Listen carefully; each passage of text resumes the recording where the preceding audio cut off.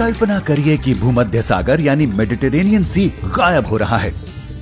पानी सूखने की वजह से पुराने जहाजों का मलबा नजर आने लगा है और मेडिटेरेनियन क्रूज धीरे धीरे निराशाजनक होते जा रहे हैं। लेकिन पहली बार इसके पीछे की वजह जलवायु परिवर्तन नहीं है। हम ये सोच समझ के कर रहे हैं। अगर हम मेडिटेरेनियन में अटलांटिक महासागर से आने वाले पानी का मुख्य स्रोत रोकते हैं तो हम यूरोप और अफ्रीका को जोड़ने वाला एक नया रेगिस्तान बना रहे होंगे। ये नया बड़ा महाद्वीप न केवल अंतर्राष्ट्रीय व्यापार को आसान बना देगा, बल्कि इससे वो नवीकरण योग्य ऊर्जा यानी रिन्यूएबल एनर्जी भी मिलेगी जिसकी हमें सख्त जरूरत है। लेकिन पानी के इतने बड़े ठिकाने को सुखा देने का पर्यावरण पर क्या असर होगा? हम इस जमीन का इस्तेमाल कैसे कर पाएंगे? और जब पिछली बार ऐसा कुछ करने की कोशिश हुई थी तब क्या हुआ था? आप देख रहे हैं क्या हो अगर, और यह है क्या होगा अगर हम मेडिटेरेनियन को खाली कर दें। अगर यह सारा आइडिया कहीं सुना हुआ लगता है तो ऐसा इसलिए कि 1920 के दशक में एक जर्मन आर्किटेक्ट हरमन सोरगल ने यह सुझाव दिया था। हालांकि सोरगल का आइडिया बड़ा दिलचस्प था, पर यह काम कभी शुरू ही नहीं हुआ, क्योंकि सबसे पहले तो दुनिया में इतनी कंक्रीट ही नहीं थी कि एक ऐसा बांध यानी डैम बनाया जा सके जिससे मेडिटेरेनियन को रोक सकें। और इसके ऊपर से पहला विश्व युद्ध हारने की वजह से जर्मनी की हालत खराब थी। लेकिन वक्त बदल चुका है और अब हमें नवीकरण योग्य ऊर्जा की सख्त जरूरत है। तो क्यों ना इस आइडिया को एक और मौका दिया जाए? इसमें क्या गलत हो सकता है?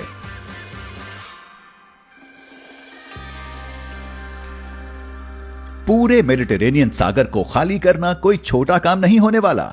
यह करीब 25 लाख वर्ग किलोमीटर में फैला हुआ है और इसकी औसत गहराई 1500 मीटर है। हम इतने सारे पानी को वैसे नहीं खाली करेंगे जैसे आप किसी बाथटब को खाली करते हैं, बल्कि हमें अटलांटिक महासागर से इस तक आने वाले पानी को रोकने पर ध्यान देना होगा।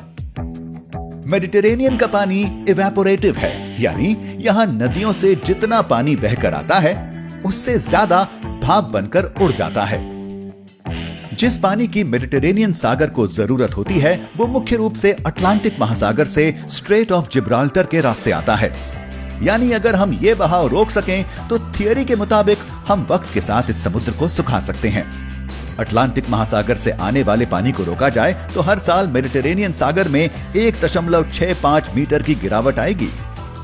लेकिन हमें इस समुद्र को पूरी तरह से सुखाना नहीं है, बल्कि हम समुद्र को अलग अलग जल स्तरों में बांट देंगे, जिसमें से बीच का हिस्सा पूरी तरह से सूखी हुई जमीन बन जाएगा। इससे हम स्ट्रेट ऑफ जिब्राल्टर पर एक ऐसा हाइड्रो इलेक्ट्रिक बांध बना सकेंगे जिससे यूरोप और अफ्रीका की नवीकरण योग्य ऊर्जा की जरूरतें पूरी होंगी। नवीकरण योग्य ऊर्जा का ख्याल तो बहुत अच्छा है, पर क्या उसके लिए ये सब करना सही कीमत होगी? हमारे पास यूरोप और अफ्रीका के बीच विकास करने के लिए नई जमीन जरूर होगी, पर ज्यादातर लोग इस जमीन पर रहना नहीं चाहेंगे। यह एक बेहद गर्म रेगिस्तान बन सकता है, शायद धरती का सबसे गर्म रेगिस्तान, क्योंकि यह समुद्री स्तर से बहुत नीचे होगा। इसके सबसे गहरे हिस्सों में, जहां घाटियां समुद्र स्तर से 5000 मीटर नीचे होंगी, तापमान 80 डिग्री सेल्सियस तक जा सकता है। इसे समझाने के लिए हम बता दें कि धरती पर अब तक में रिकॉर्ड किया गया सबसे ज्यादा तापमान 54 डिग्री सेल्सियस है। और क्योंकि मेडिटेरेनियन सागर का पानी इतना नमकीन है, यहां बनी जमीन नमक से भरी होगी और खेती के काम नहीं आ सकेगी। जल्द ही आसपास की जमीन भी रेगिस्तान बन जाएगी। दक्षिणी यूरोप और तुर्की सूखने लगेंगे और नतीजतन बारिश कम होने लगेगी, जिससे यूरोप में होने वाली खेती पर बड़ा असर पड़ेगा।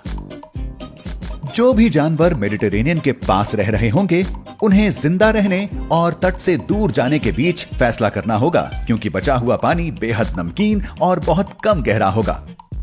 और इसका बुरा असर केवल हमारे नए महाद्वीप तक ही सीमित नहीं रहेगा। खाली किए गए समुद्र का सारा पानी दुनिया भर के सागरों में बंट जाएगा, जिससे समुद्र स्तर में 10 मीटर की बढ़त आएगी। New Orleans, Sacramento, Amsterdam, Copenhagen और शंघाई जैसे शहर पूरी तरह से पानी के नीचे होंगे।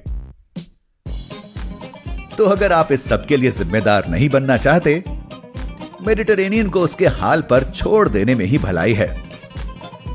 अगर हमें वाकई महाद्वीपों को जोड़ने का कोई तरीका चाहिए तो कोई ना कोई अच्छा रास्ता जरूर होगा, लेकिन वो जानने के लिए देखते रहें क्या हो अगर। अगर आपको ये वीडियो पसंद आया हो तो इसे लाइक करें और हफ्ते भर बेहतरीन वीडियोस के लिए हमारे चैनल को सब्सक्राइब करना ना भूलें।